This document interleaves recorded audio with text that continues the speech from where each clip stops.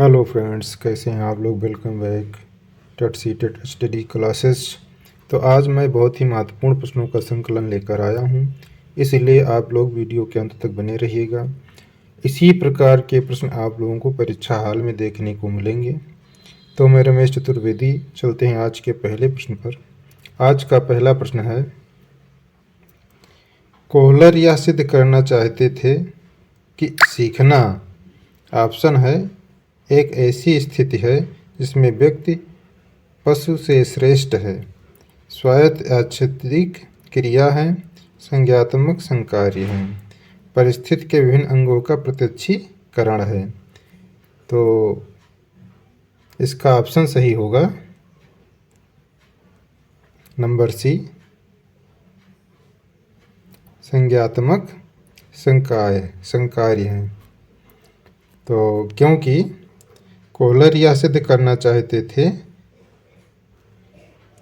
कि सीखना एक संज्ञात्मक संकाय है। कोहलर ने अंतर्दृष्टि या सूझ को अधिगम्य महत्वपूर्ण माना है। निसंदेह सूझ की प्रक्रिया एक संज्ञात्मक प्रक्रिया है जो समस्या का संज्ञात्मक समाधान प्रस्तुत करके सीखने की प्रक्रिया को अत्यधिक सरल, सहज व उद्देश्यपूर्ण बनाती है। तो चलते हैं अगले प्रश्न पर। अगला प्रश्न है, समावेशी की सफलता के लिए आवश्यक है। ऑप्शन है क्षमता निर्माण का अभाव, अभिभावकों की भागीदारी का न होना, अलगाव या संवेदनशीलता। तो इसका ऑप्शन सही होगा नंबर डी, संवेदनशीलता। तो क्योंकि समावेशीकरण की सफलता के लिए संवेदनशीलता अत्यंत आवश्यक है।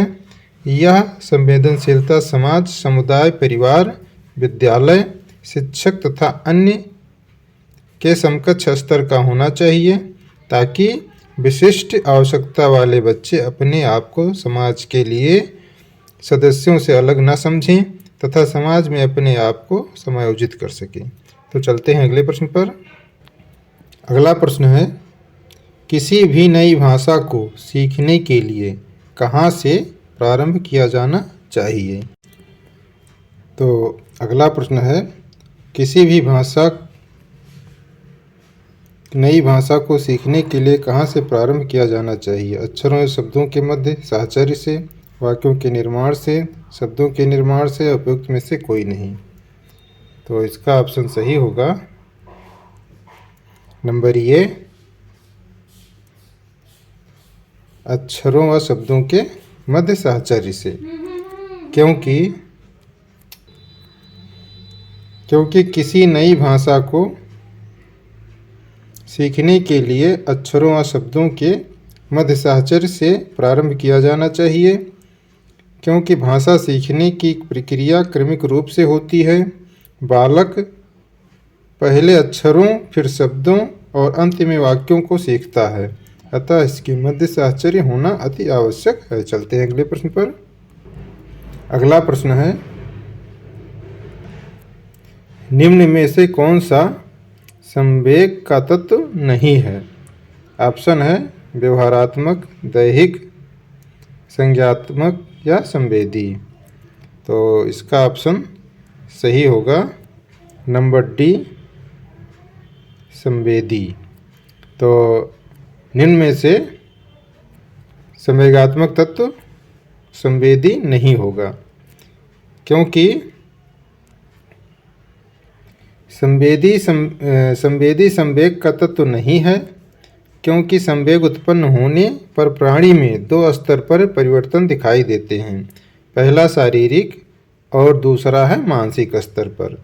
तो शारीरिक स्तर पर जल्दी श्वास लेना, रक्तचाप बढ़ जाना, आवाज़ में परिवर्तन आ जाना या अंग संचालन की गति में परिवर्तन जैसी प्रक्रियाएं होती हैं, जबकि मानसिक स्तर पर विचार प्रक्रिया या तो शिथिल हो जाती है अथवा लुप्तप्राय हो जाती है।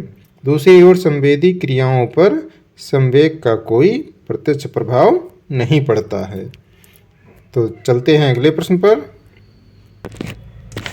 तो एक सूचना है कि यदि आपको किसी भी एग्ज़ाम का online theory test notes practice set की सुविधा लेनी हो तो आप इस सुविधा को मात्र 399 रुपया प्रतिमाह में यह सुविधा ले सकते हो। इसके लिए आपको मेरे व्हाट्सएप नंबर 88 086 89 105 पर संपर्क करके या चैट द्वारा ये सुविधा ले सकते हो। धन्यवाद। सूचना समाप्त हुई। चलते हैं अगले प्रश्न पर। अगला प्रश्न है, समावेशी कक्षा में किस प्रकार के छात्र शामिल होते हैं? ऑप्शन है केवल विशिष्ट छात्र, सामान्य छात्र, केवल सामान्य छात्र या बहुभाषी या प्रतिभाशाली छात्र। तो इसका ऑप्शन सही होगा नंबर बी, सामान्य और विशिष्ट छात्र। तो समावेशी कक्षा में सामान्य और विशिष्ट छात्र शामिल होते हैं, क्योंकि समावेशी कक्षा में सामान्य और विशिष्ट दोनों प्रकार के छात्र अध्ययनरत होते हैं। समावेशी विद्यालय में ऐसे संसाधन कक्ष का निर्माण करते हैं जिसमें सामान्य बच्चों के साथ साथ विशिष्ट बच्चे भी शिक्षा ग्रहण कर सकते हैं। ऐसे कक्ष संसाधन युक्त, शिक्षण सहायक सामग्री युक्त तथा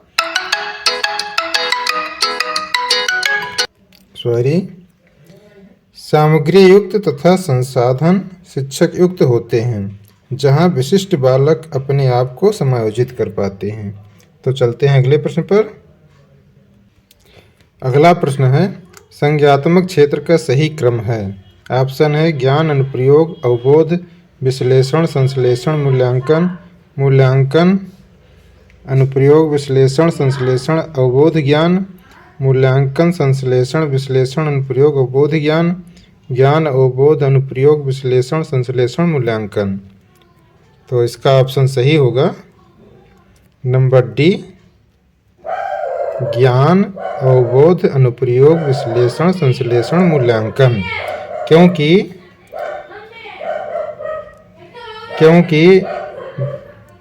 बेंजामिन एम ब्लूम ने शिक्षण के उद्देश्यों को 3 क्षेत्रों में विभाजित किया है: संज्ञात्मक क्षेत्र के उद्देश्य, भावात्मक क्षेत्र के उद्देश्य और मनोयोगात्मक क्षेत्र के उद्देश्य।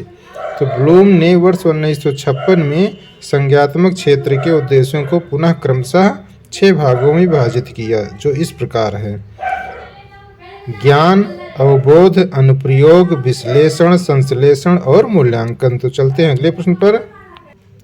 अगला प्रश्न है, समावेशी कक्षा में किस प्रकार के छात्र शामिल होते हैं? तो केवल विशिष्ट छात्र, सामान्य और विशिष्ट, केवल सामान्य छात्र या बहुभाषी और प्रतिभाशाली छात्र। तो इसका ऑप्शन सही होगा नंबर बी, सामान्य और विशिष्ट छात्र। तो समावेशी कक्षा में सामान्य और विशिष्ट छात्र शामिल होते हैं, क्योंकि समावेशी कक्षा में सामान्य और विशिष्ट दोनों प्रकार के छात्र अध्ययन करते हैं। समावेशी विद्यालय ऐसे संसाधन कक्ष का निर्माण करते हैं जिसमें सामान्य बच्चों के साथ साथ विशिष्ट बच्चे भी शिक्षा ग्रहण कर सकते हैं।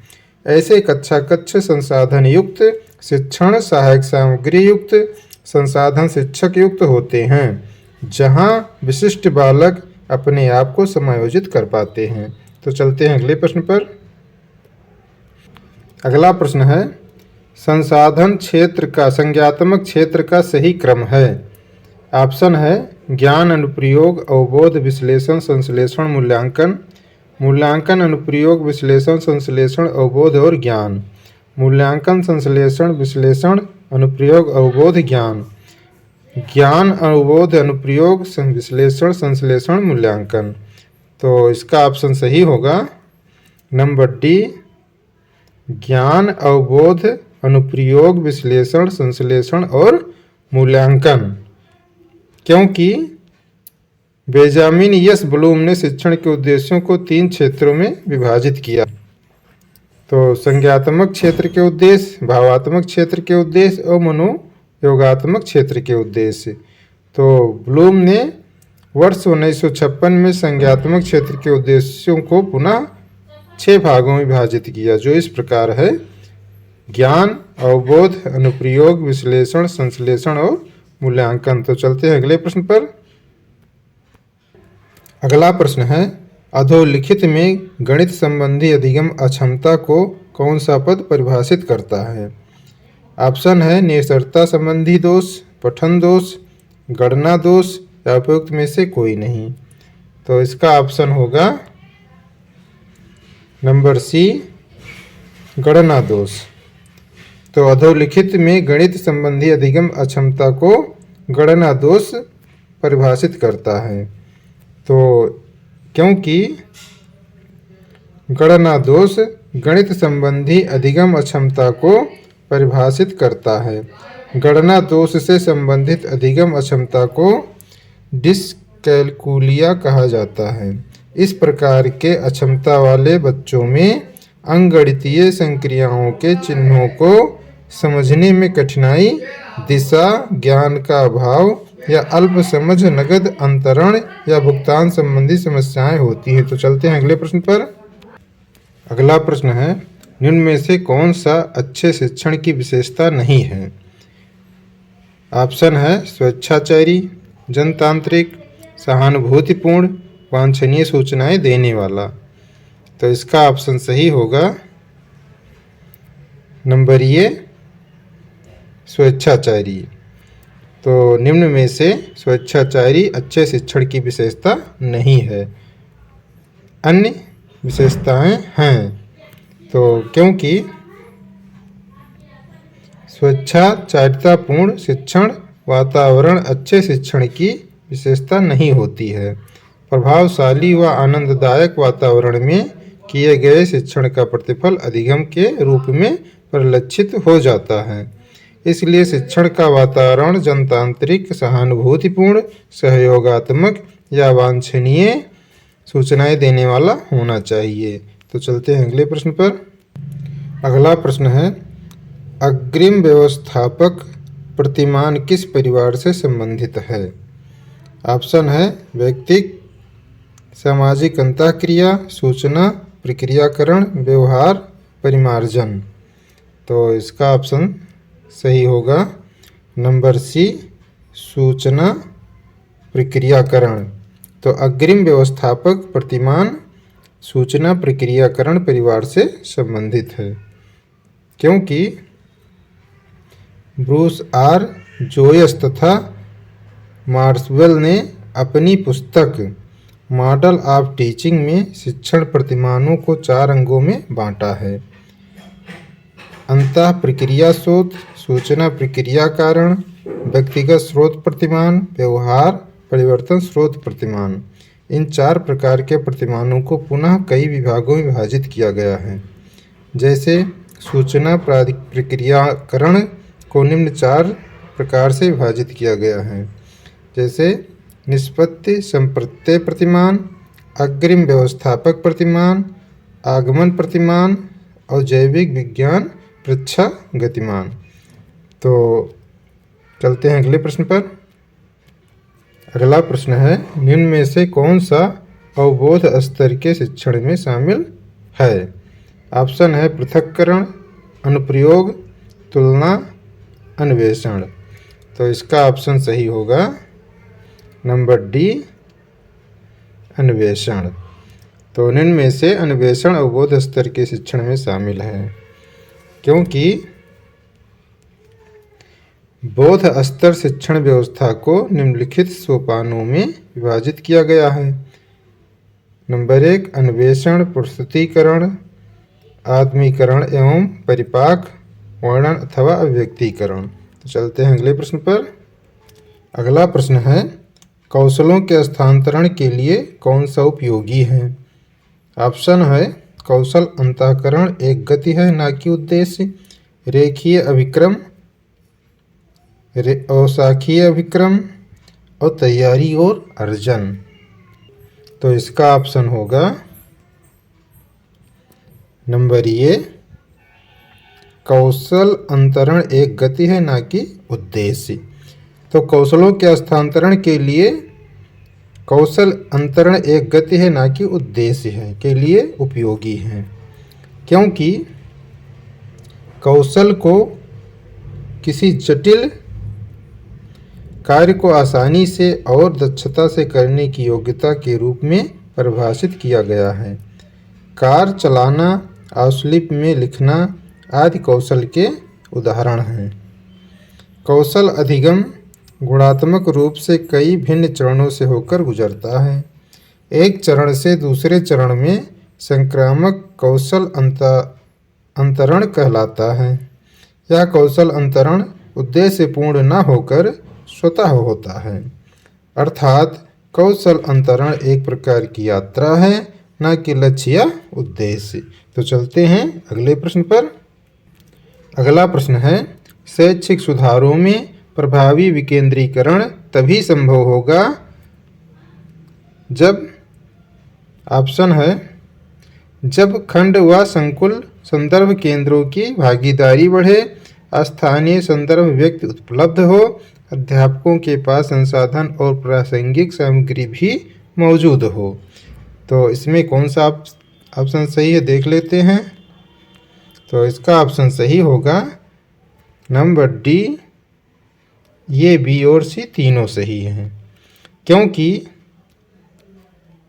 शैक्षिक सुधारों में प्रभावी विकेंद्रीकरण तभी संभव होगा जब खंड व संकुल संदर्भ केंद्रों की भागीदारी बढ़ेगी, स्थानीय संदर्भ व्यक्ति उपलब्ध होंगे, अध्यापकों के पास संसाधन और प्रासंगिक सामग्री भी मौजूद हो, स्थानीय स्तर पर ग्राम शिक्षा समिति, महिला संगठन, गैर सरकारी संगठन, अन्य संगठनों समितियों की सक्रियता बढ़े।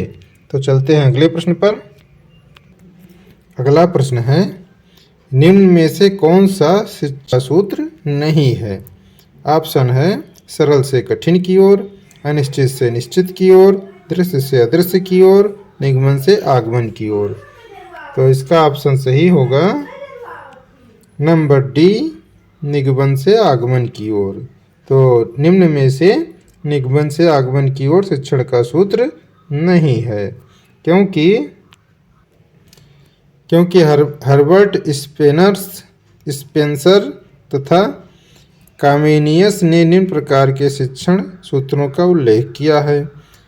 नंबर 1 है, सरल से कठिन की ओर, ज्ञात से अज्ञात की ओर, स्थूल से सूक्ष्म की ओर, पूर्ण से अंश की ओर, अनिश्चित से निश्चित की ओर, दृश्य से अदृश्य की ओर, विशिष्ट से सामान्य की ओर, विश्लेषण से संश्लेषण की ओर, मनोवैज्ञानिक क्रम से तर्कसंगत की ओर, अनुभव से युक्त की ओर, प्राकृतिक का अनुसरण की ओर।